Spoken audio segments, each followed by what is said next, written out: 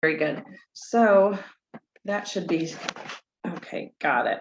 So we are being live streamed. Okay, so anybody who is not familiar with or who I am, my name is Tracy. I am a nurse practitioner and I am certified in holistic health. So one of the things that I got into holistic health was because of my own health issues. I had a skin condition called atopic dermatitis, and I had some symptoms in between eczema and psoriasis.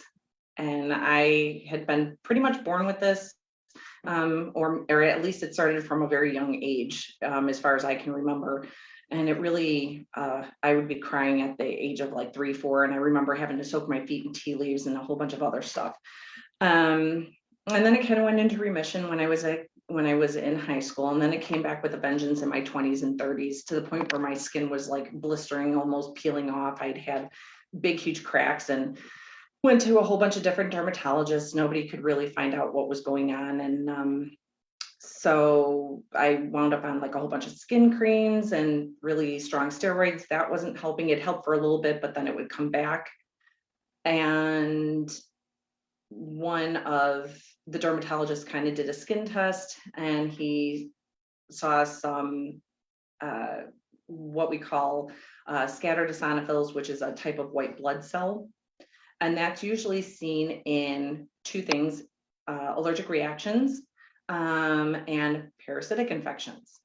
So he did a whole bunch of allergy testing on me, seeing if I was allergic to any chemicals, couldn't find anything going on. And so I asked, could it be a parasitic infection? He's like, no, that's not possible. This is the United States. We're not in a third world country. And that's only seen in third world countries. Well, not, yeah, right. Okay. I'm like, I've been around horses and animals almost my whole entire life.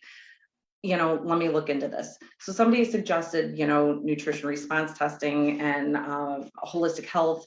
At first, I was really, really skeptical because, of course, I've been in Western medicine now for over 10 years, or at least. I've been a cardiac ICU nurse, since 2004, and I started seeing somebody for alternative medicine.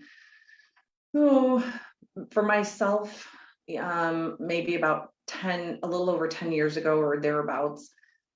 Anyway, I finally found good results, and I started realizing that Western medicine is great. It helps with symptoms, and in a pinch, in an emergency situation, we need to kind of control the situation, but it doesn't get to the root cause, and it doesn't actually heal. It only masks symptoms, and sometimes we need that. Sometimes we need a Band-Aid. So that's what I got into holistic health for. So, but and what I want to talk to you guys about is stress and fatigue, because millions upon millions of people have stress and fatigue. And how do you manage that?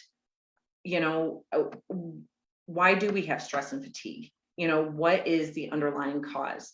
So I kind of want to go over that and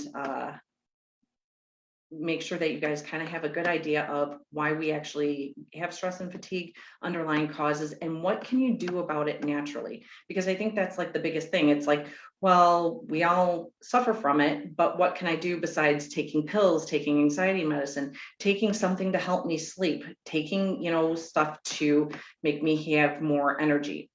So, real quick, anybody who's on here, can you guys unmute yourself real quick and just let me know whether you can see the screen or not?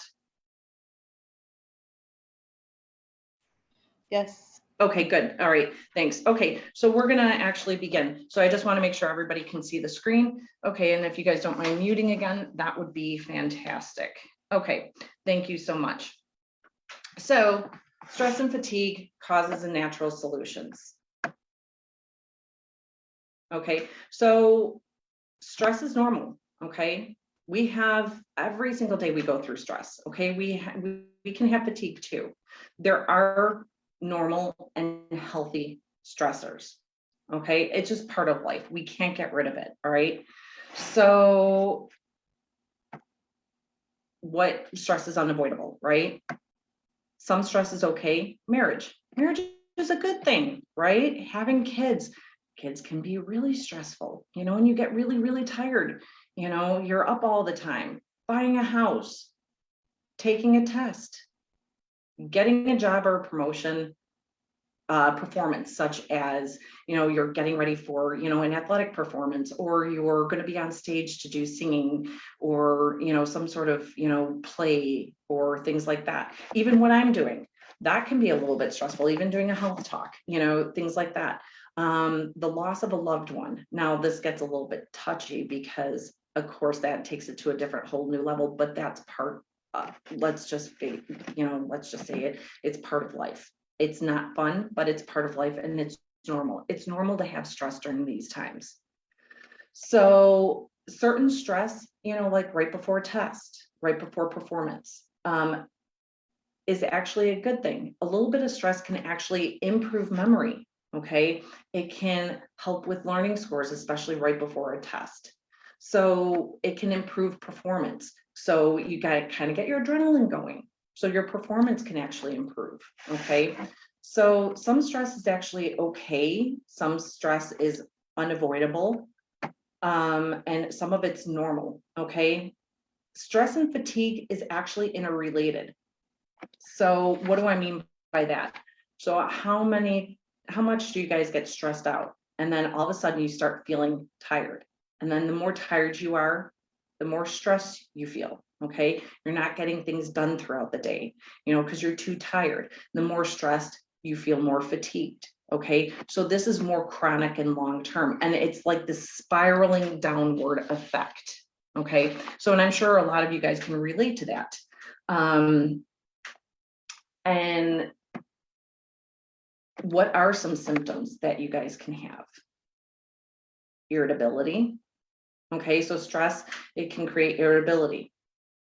How many times you get irritable with your family, your kids, at your job, coworkers, inability to focus, extreme tiredness, and fatigue. Okay, so again, they're interrelated, right? Changes in sleeping pattern. Okay, if you're stressed out, you have a lot on your mind.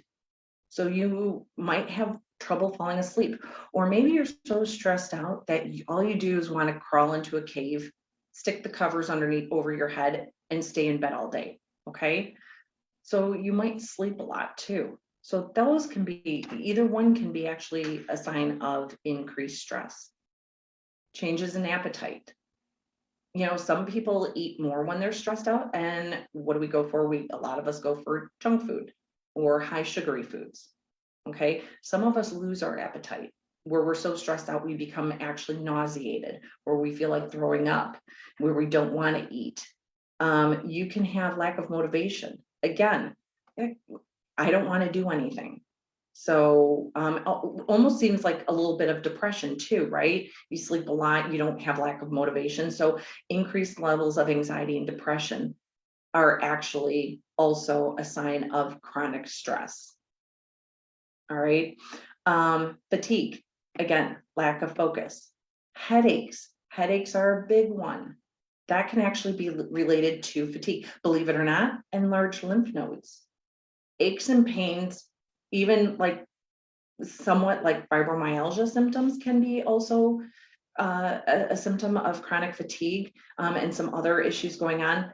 And even if you have, like, you sleep 8-10 hours a night, and you're like a bomb could go off, and you still wake up really, really tired, that could be signs of chronic fatigue. So those are some symptoms, okay, of chronic fatigue.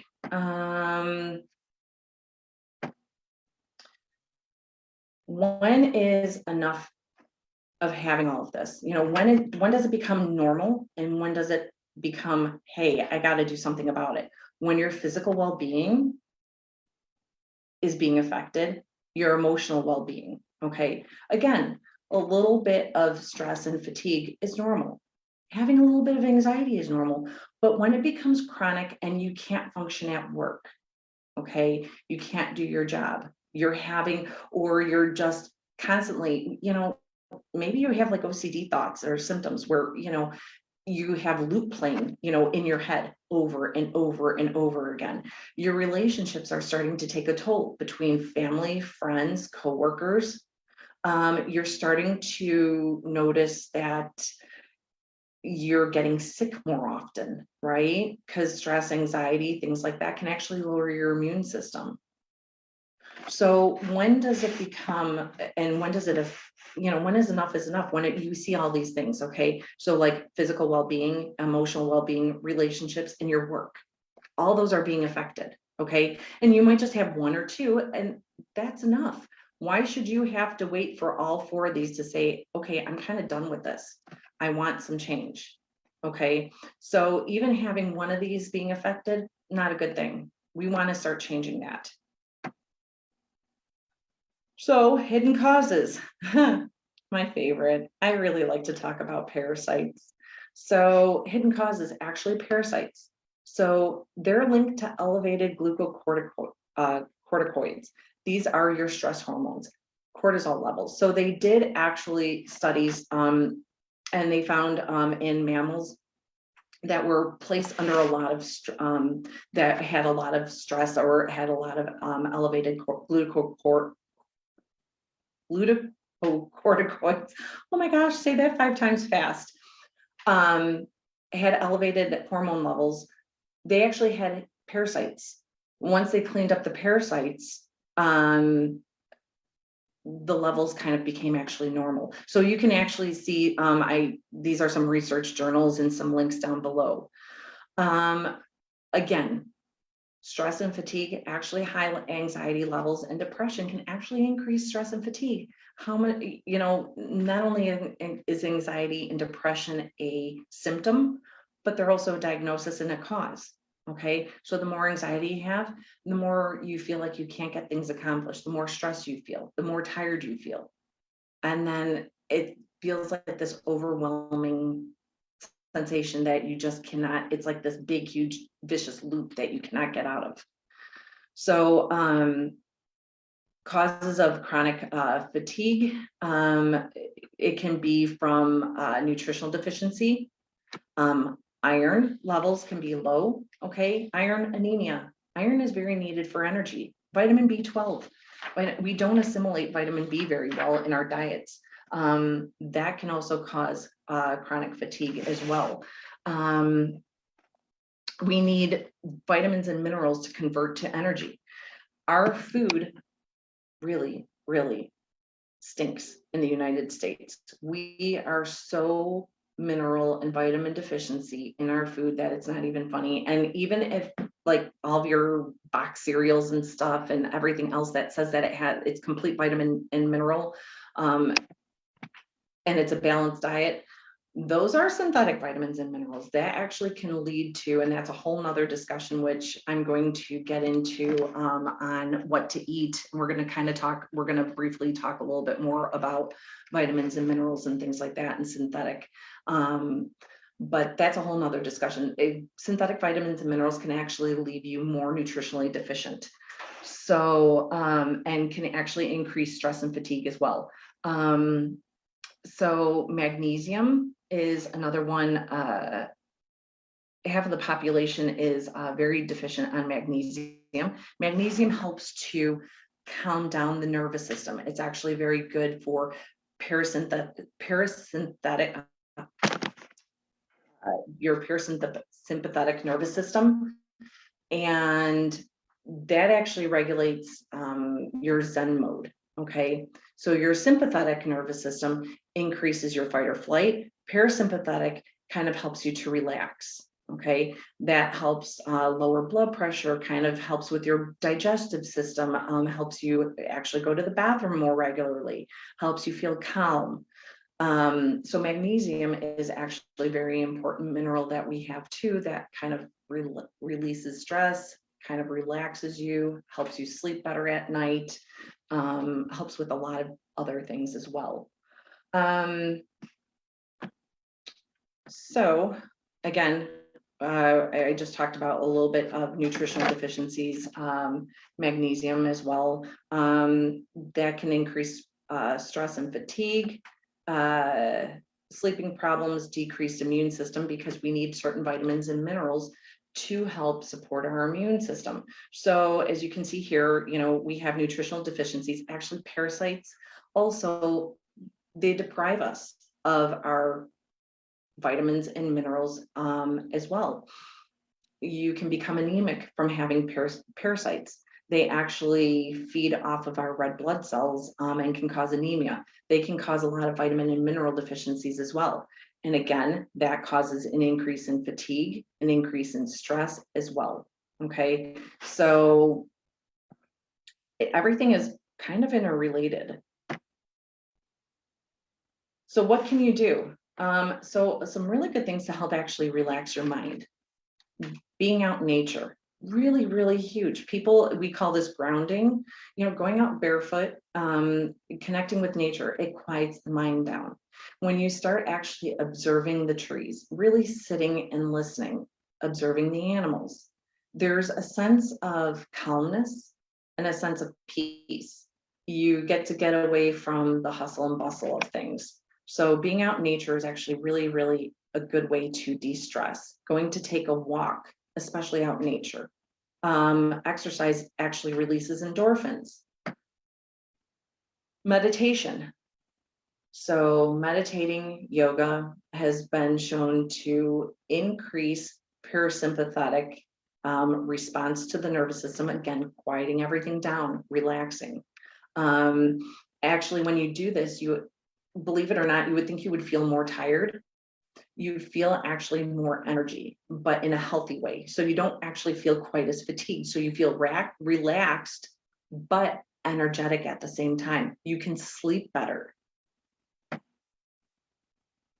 Getting proper sleep on a schedule, okay? We need 7 to 8 hours roughly, give or take. Each person's a little bit different, but really about 7 to 8 hours of sleep. We do not get that. We limit ourselves because we're up all night, or we're playing on, on our phones, listening to whatever on YouTube, God only knows what else. And our schedules are sporadic. So actually the more regulation that you can do, like going to bed at the same time or roughly about the same time every night, waking up around the same time every day, that actually helps to support our circadian rhythm, getting us to sleep a little bit better. You kind of put your body on a schedule. So making sure that you're getting proper sleep is really, really important as well. And the same amount. Now, if you guys are having sleeping issues, again, try some meditation. And if you're like, my mind is going a mile a minute and I can't meditate for anything, there is something called the do nothing meditation. I highly suggest that you guys look that up. And it basically is giving your mind permission to run a mile a minute. And not actually trying to force your mind to stop. It takes a little bit of getting used to, and you literally just allow your mind to run a mile a minute. And all of a sudden, because we want to control our thoughts so bad, we're very controlling, right? That's human nature. We want to control outcomes. We want to control everything. So by doing the do nothing meditation, you kind of give that your mind a chance to kind of run amok. And all of a sudden you start noticing your thoughts start fizzling out. The more you practice it and the more you do it, all of a sudden the mind starts naturally quieting down. And it takes a little bit, and some people get a little bit antsy. That's okay. Let the antsiness happen. So I seriously suggest you looking up the do nothing meditation, and try doing it daily for, if you can do it for 20 minutes at a time, great. And then increase it as you can, but do it for about a good 30 days. It might not seem like you're doing anything. I'll actually post the link for the do nothing. There's a YouTube video on it. I'm going to post it on my Facebook page so you guys can kind of see that too. I highly suggest you doing that too. And then last but not least, getting rid of sugar. Okay, diet can actually have a lot to do with your stress and fatigue. So we're going to go into that. Okay, so you guys can see stress, fatigue. Obviously, the more stressed out you are, the more tired you are. It's kind of all interrelated. So you see organ dysfunction, you see nutritional deficiencies. Everything is connected. All right. So the more tired that you feel, the more stressed out you are, actually can lead to organ dysfunction. Okay. Because if your nervous system is running amok, that's going to tax out your heart. What happens when you have high stress?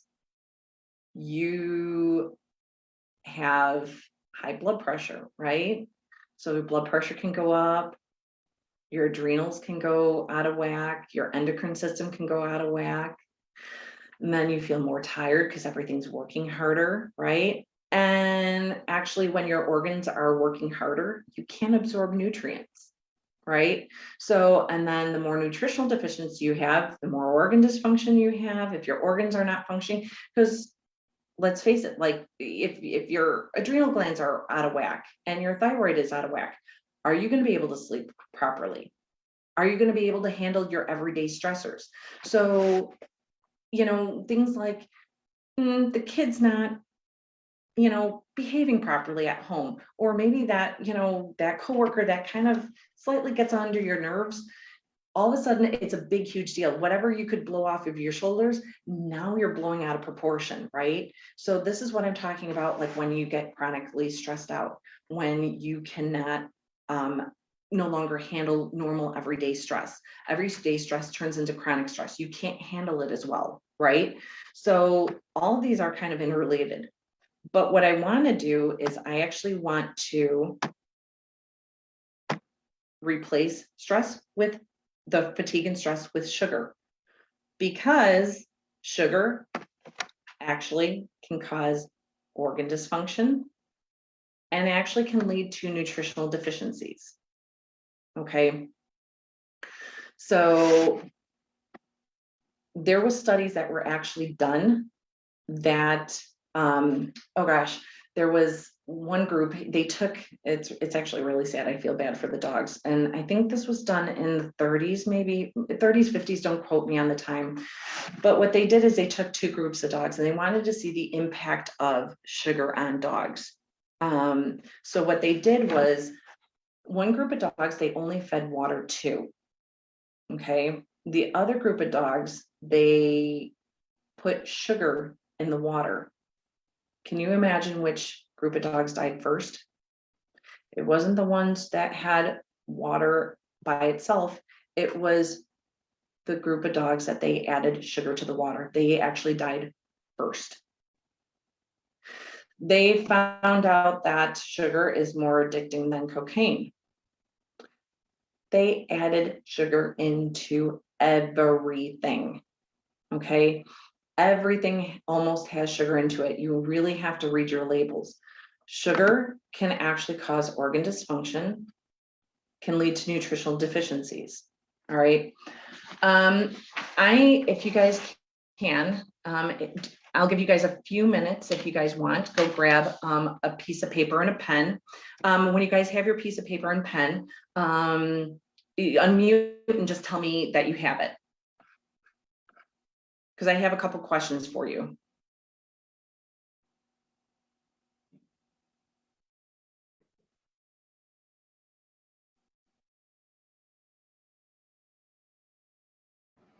I have it.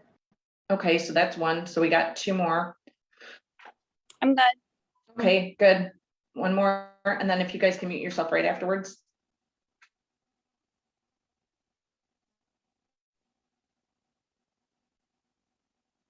So there's there's going to be true and false questions. So make a column for true and false.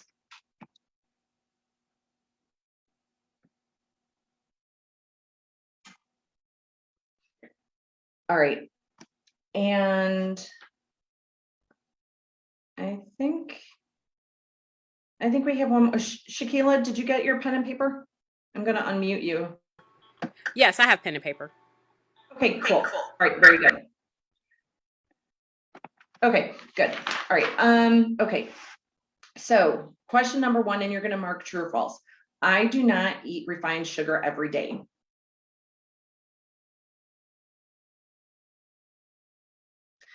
Number 2, I can go for more than a day without eating some type of sugar containing food.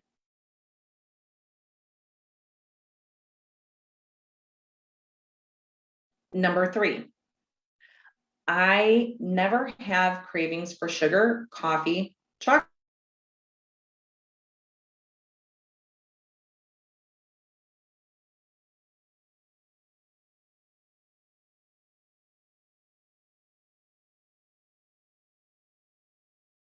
To find and eat them later.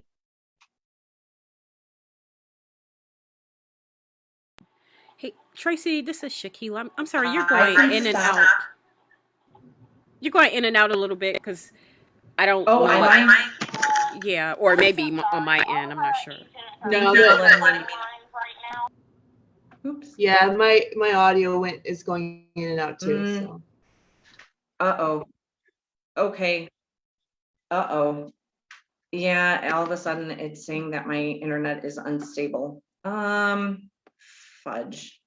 I can hear you now. Hang on. I was gonna Okay, say good. I heard question 3 and then Okay, thank you for letting, okay, so, cut out. okay, so then we're gonna go back. If this becomes an issue again, let me know again, okay? All right, so we'll go back to question 3. I never have cravings for sugar, coffee, chocolate, peanut butter, or alcohol.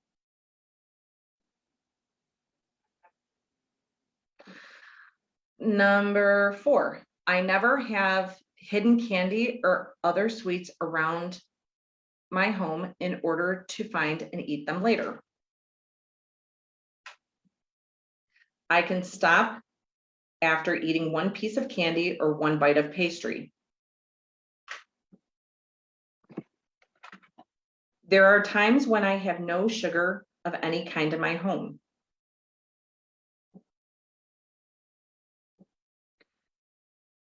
I can go for 3 or more hours without eating and not experiencing the shakes, fatigue, perspiration, irritability, depression, or anxiety.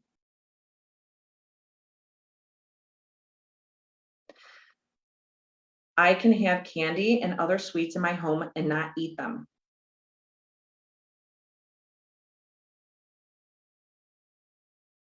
I do not eat something sweet after each meal.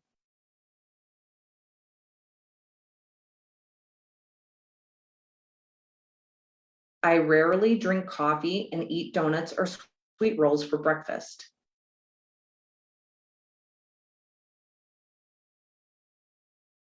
I can go for more than an hour after waking up in the morning without eating.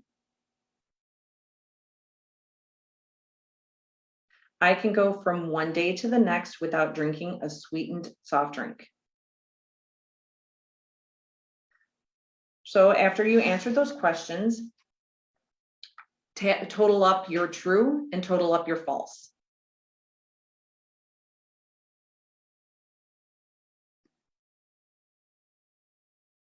If you answered false to more than 4 of the statements, chances are you probably are sugar sensitive. You are probably allergic to sugar and also addicted to it, the same way an alcoholic is addicted to alcohol. You crave sugar. You can have withdrawal symptoms when you don't get it and probably feel better for a short time after you've eaten it. In eating sugar when you eat sugar to feel better, you are actually making your condition worse. If you answered false to 4 statements or fewer, it doesn't mean that you don't have a problem with sugar. You may not be addicted to it, but perhaps you don't quite realize just how much sugar you are eating. Okay. So, so I kind of want to now take a look at some other things. Now, one of the things, and I'll post this on my Facebook page too. So look up PhD Nancy Appleton, Appleton. She is PhD, and she did a whole bunch of research on what sugar actually can do to the body. One of the things was it actually causes, like I said, a lot of nutritional deficiencies. It can actually increase anxiety. It can cause depression. You can have magnesium deficiencies, and we talked about that before.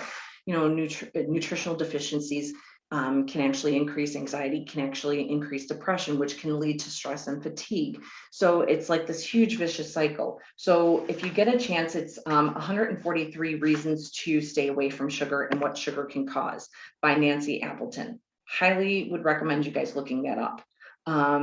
It's actually quite shocking on what sugar actually does to the body. So what are some things that you can do to combat sugar cravings? Increase your healthy fats. Okay, healthy fats actually are really important. They are avocado oil, okay, coconut oil, and not the coconut oil that's liquid at room temperature. Actually, some of the fatty acids that are really important, some of the chains actually are removed that actually make coconut oil very healthy for you. So you want to get the solid kind. Butter, actually butter from, like I love Kerrygold, imported butter. A lot of the cows are grass fed. That's imported, like Kerrygold butter. There, it's from Ireland. Jewel sells it. Whole Foods. You might want to go shopping to see, who's got a cheaper or less expensive brand. But whether it's Jewel or Whole Foods. Maybe even Aldi might now have, because Aldi is starting to come out with grass-fed and finished, meats and stuff like that. So you might even want to try Aldi's and stuff. But grass-fed butter from grass-fed cows is really healthy fats. Actually, ghee butter, and you're not going to find that in the. And I'll go into more of this again. I don't want to get into too much of this because that's going to be talked about on our next health topic on what to eat. But healthy fats is really important. Making sure you're getting really, really good sources of high quality proteins is really important too. And we're going to talk about that a little bit more as well. So you're going to feel fuller longer. It's going to help with the sugar cravings as well. Again, going cold turkey, you can go through, and I'm going to go through this again on our next health talk. But going cold turkey on decreasing sugar, you might want to not necessarily do that. You could crash and burn, and then you could have actually sugar withdrawal symptoms. Take away it just like you do with caffeine withdrawal. Take away somebody's caffeine, cold turkey. They're not so pleasant to be around. So you might not want to do that. And I'll explain all that on the next health talk, which you guys can listen to too. So those are some suggestions on what you guys can do in the meantime. Oops. So again, this is something that I do, nutrition response testing, design clinical nutrition, okay? So first off, we kind of want to find out if there's any organs that are being, not functioning optimally. And could that be leading to your tiredness, right? So thyroid, can definitely, if your thyroid is even off just a little bit, that can so cause sleeping problems, increased tiredness, increased anxiety, depression. You're not going to be able to handle your day-to-day stress levels, like you normally would. So little things that didn't bother you are all of a sudden going to start bothering you. Adrenal glands get missed all the time.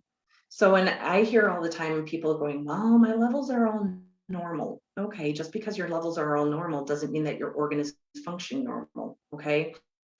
When we do blood draw, and I'm going to take thyroid because it's such a big range. So average thyroid levels,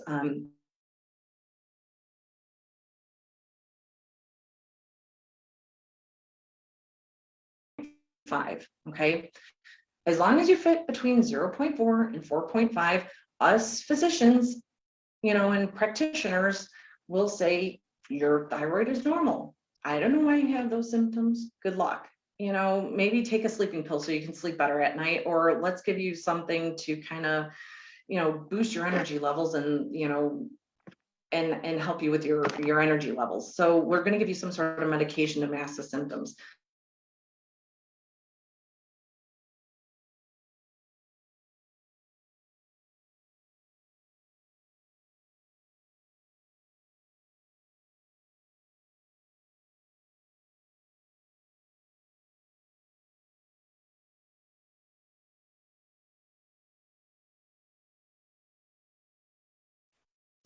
Looks like we lost Tracy.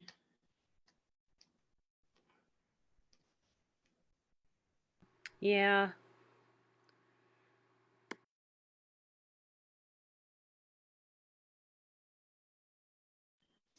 Hopefully she realizes it and links back on, but if not, we'll have to let her know.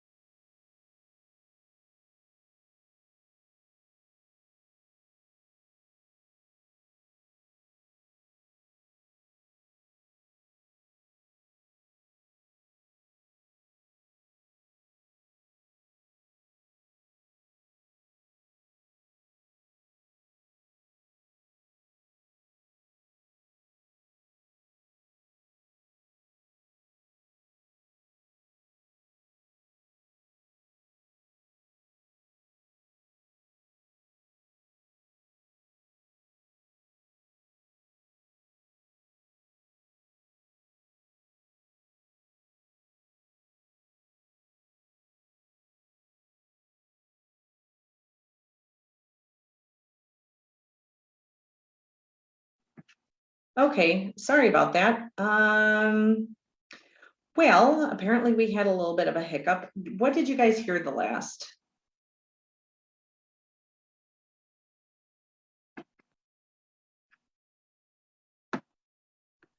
You were talking about the range of the thyroid. Oh, okay, thanks. And then Okay, so it normal did, level. gotcha. Okay, so it did not skip too much. Okay, thanks for that. Sorry about that. Oh, gotta love. Okay, let me see if I can pull this back up. All right, so share screen, do. Okay. You gotta love. All right. From current slide. Okay. All right. So, okay. Okay, so again, thyroid levels. Average range is 0.4 to 4.5. If I turn around and draw your blood work and you fall somewhere in the middle of that range, I'm going to say that you're normal. Even if you have a whole bunch of symptoms that scream thyroid, I'm not going to treat you, at least not as I would if I was as a nurse practitioner, because that's not what nurse practitioners and physicians really do. You have a normal thyroid level, so I'm not going to treat it. We're going to wait until you get pretty much out of those ranges in order to treat you, because we'll either treat you as hyper or hypo. Now, I'm comparing your blood work to everybody else's, okay? So just because it's normal for one person does not mean it's normal for another person. So average is 0.4 to 4.5. One person might feel really good at level 2.0. Somebody else might start feeling really tired, or maybe they have more anxiety. Maybe their hair is starting to fall out or getting brittle. So what's normal for one person is not necessarily normal for another person, is my basic thing. So that's what we do by and that was on the previous screen with nutrition response testing. Design clinical nutrition.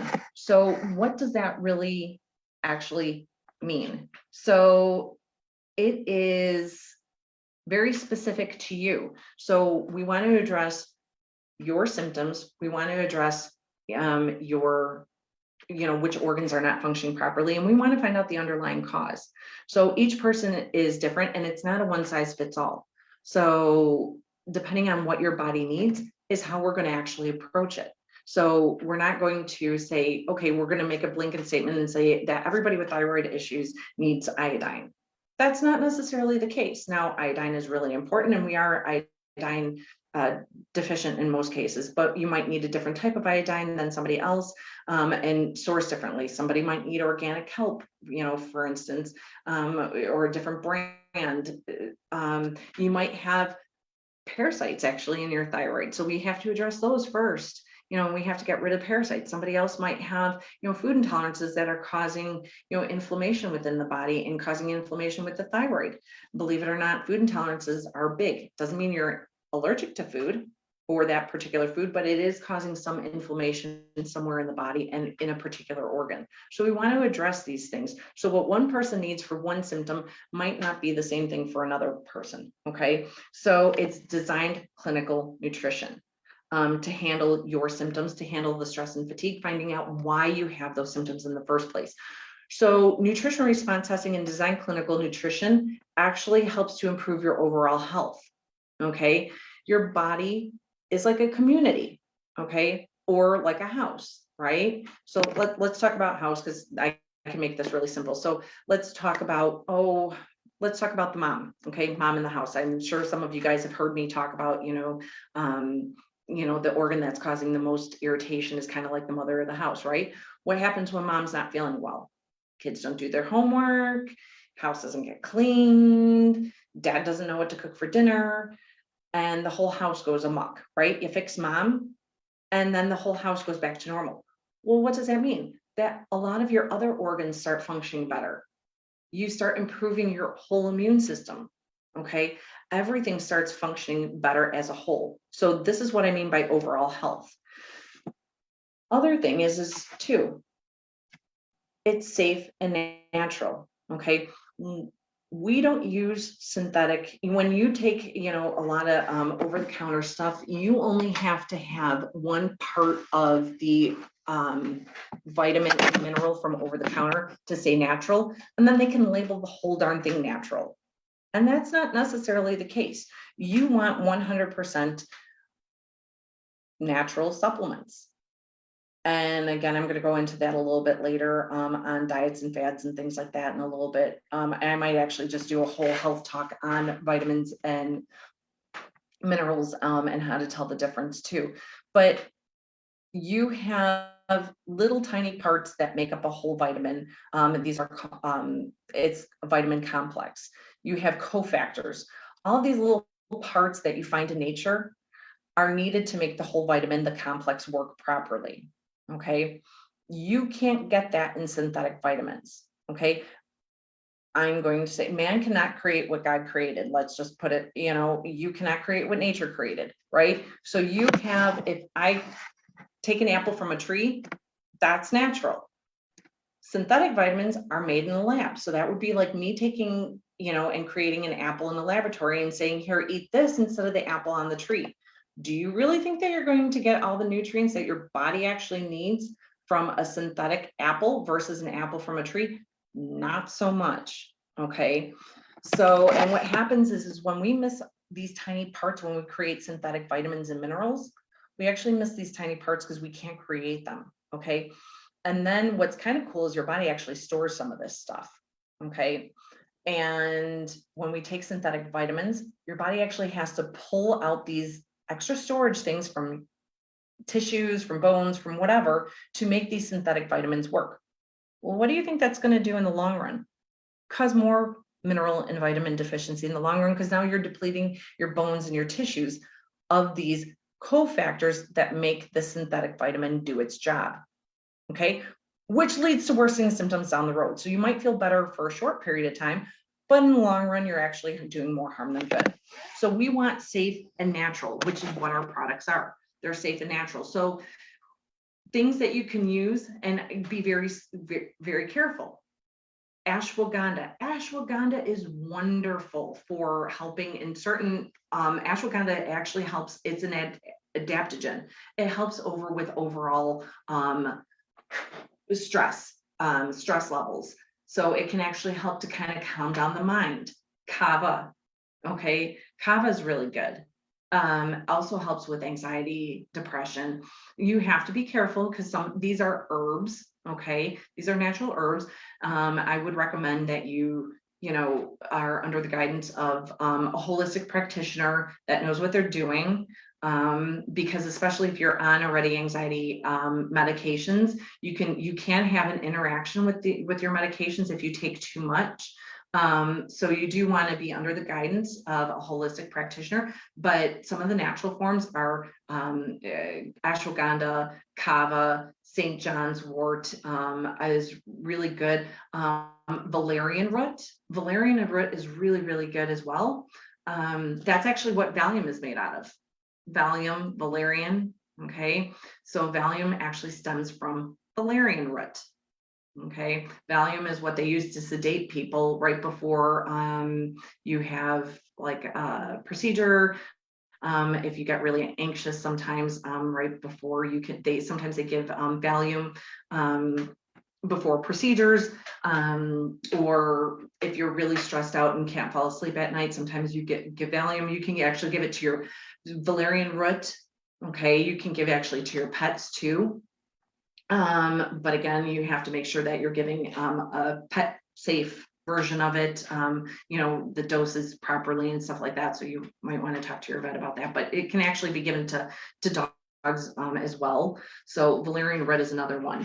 And we actually test you to see what vitamins, what minerals, and what herbs and what supplements, and again, the underlying cause. Because if I'm just giving you valerian root or ashwagandha, yes, it does help, but are you really getting to the root cause of why you have those symptoms in the first place? So, and that's what we really want to do. We want to get to the underlying root cause of why you have symptoms. We want to help you, guide you on your diet, and making sure that you're eating the best nutrients that you possibly can, and providing everything that your body actually needs. So, if you guys, and then again, this is still live online, so we're going to end it here, but everybody that's in the Zoom, I want you to stay on. But if anybody else has any questions, you guys can call if you have any questions. Here's my phone number, my email address, and my website. So everybody else in the Zoom room, please stay on. We're going to stop sharing, and I am going to hopefully disconnect from Facebook. So let me see if I can actually do this.